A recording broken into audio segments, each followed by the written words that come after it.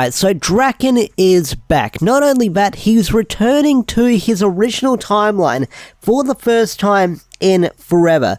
The last time Drakkon was probably in his original timeline was during Shattered Grid, and now that he's gone back to it, a lot has changed, and he is in for a big surprise, that is for sure. And with this upcoming one-shot, Power Rangers Unlimited the Coinless, I'm sure that a lot of people are probably confused with how did Drakkon return after Shattered Grid? Well, this video's got you covered as we're going to talk about how Drakkon returned back to the main timeline of the comic and escaped from that dimension he was trapped in at the end of Shattered Grid. So this video has you covered. So if you like that kind of stuff, hit that like button, subscribe to the channel if you're new, and don't forget to share around on social media as we talk about Drakkon and how he returned after Shattered Grid. So after Shattered Grid, there was a storyline called Necessary Evil, and in that arc, a few things went down, but Necessary Evil was basically the Season 2 of Mighty Morphin Power Rangers, except with a few changes. Remember the peace conference where Jason, Trini, and Zach went to Switzerland? Well, that never happened. They still bring up the peace conference, but what really happens and what really goes down in the comics, and I say that with the comics because it looks like in Once and Always the peace conference actually happened, but Zach, Trini, and Jason go into space, and what they become is the Omega Rangers. And what the Omega Rangers are meant to do, they're meant to track down people who had their powers awakened from within the Morphin Grid when Drakkon basically broke the universe and unleashed a lot of power within a lot of people, and one of those people was Kia.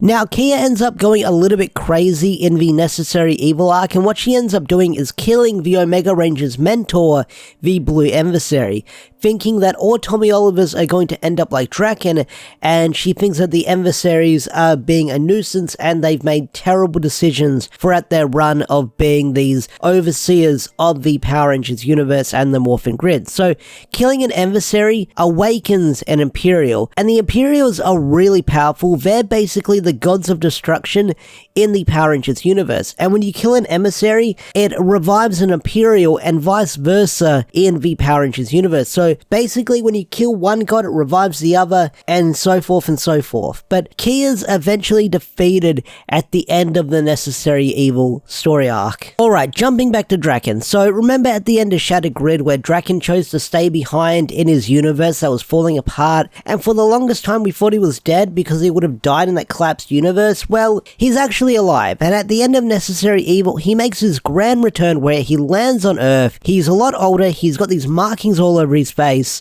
and he's terrified of something coming to Earth, a huge threat. What that huge threat is, we have no idea. But when Drakkon makes his grand return, he's gone a little bit crazy. He's still evil, but he's gone cuckoo for Cocoa Pops, as he has moments where he's talking to the severed head of Saba, and he's having conversations with it. So he's sort of doing this internal dialogue with himself, having conversations back and forth, thinking that the head is real. And although it's kind of funny, it is really freaky that he's gone this batshit crazy within that time period. Now, while this is all going on, while Drakkon's on Earth, the Omega Rangers end up encountering one of these Imperials and see how much of a threat it is, so they end up going to Earth to ask questions, and Drakkon, out of all the people, know what the Imperials are. So the Omega Rangers come to the conclusion that they need Drakkon's help for defeating the Imperials, but Zordon refuses. Zordon's like, Drakkon's gonna stay here, he's safer off in this jail cell, do not take Drakkon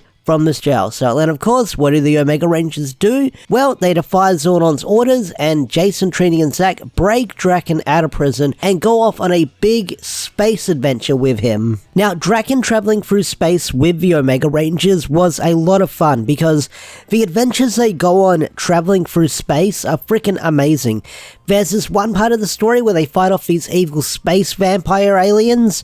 There's another part of the story where they go to Onyx and we run into freaking Eclipta and Astromina. That's really freaking amazing. Not only that, like, you have moments where Drakkon is telling his life about when he was Tommy Oliver and how he was jumped by this homeless woman when he thought he could trust her, and they were doing sort of night shifts while looking after each other, and that's why Drakkon says be careful of who you can trust out there. So we have this really cool moment with Drakkon connecting with the Omega Rangers, but not only that, being part of the gang. But while this is all going on, you're wondering, can Drakkon be trusted if he's traveling with the Omega Rangers? And of course, Drakkon couldn't be trusted, as we find out that Drakkon was working with the Imperials the whole time as he encountered the death of the Red Emissary in his own universe, and what they did is they made a deal with him where they took away his ability to morph, but not only that, it's what left him with that scar as they basically severed his connection to the Morphin Grid, and the Imperials said,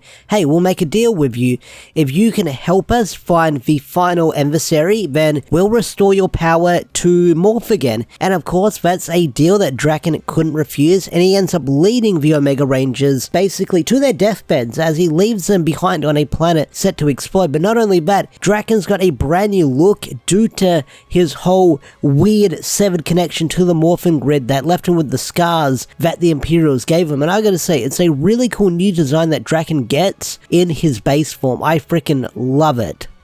Now, Drakkon leaving the Rangers to die on the planet, he does feel guilty about it, but he also says that it was the only choice he had in the position he was given at the moment.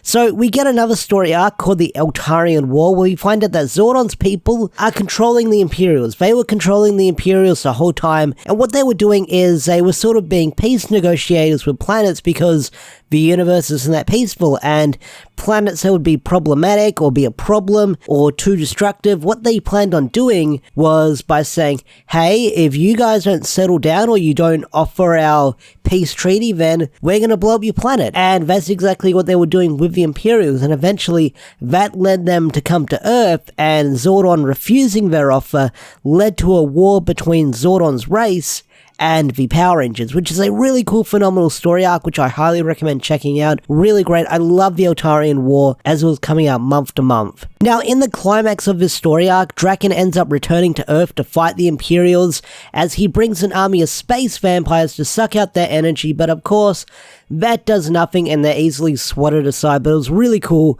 when Drakkon made his grand return to Earth to sort of be this anti-hero to help out the Rangers.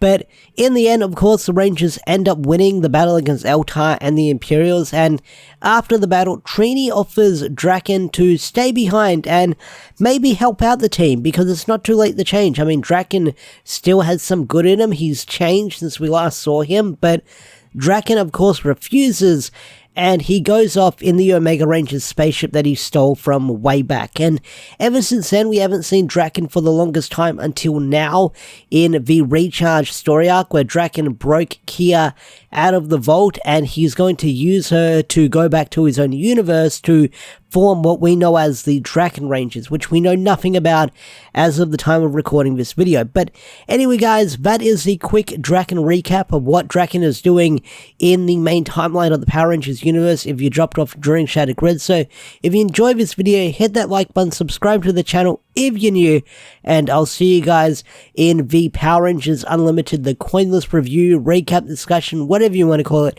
as we talk about Drakkon making his grand return to the story. So with that said, I'll see you guys later. Peace out, take care, and bye!